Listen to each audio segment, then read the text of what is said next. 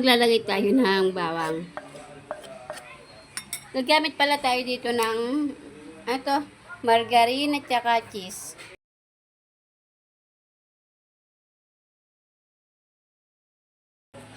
Yan, tapos na din natin hiwain ng ating hipon sa toyo. Hiniwa ko pala siya sa gitna, oh. Pinabad natin siya sa toyo, then hiniwa din natin ang ating hipon. Ganyan, hiniwa lang natin siya sa gitna.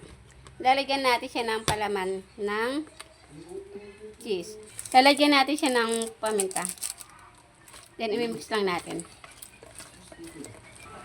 Yan, imimix lang natin siya. Yan, imimix lang natin.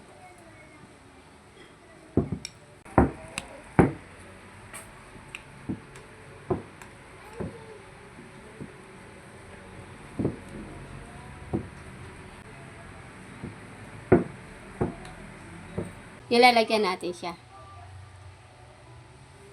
Ilalagay natin sa pinggan. Dapat yan, tapos na natin siyang lagyan. Then, ilalagay naman natin siya sa oven.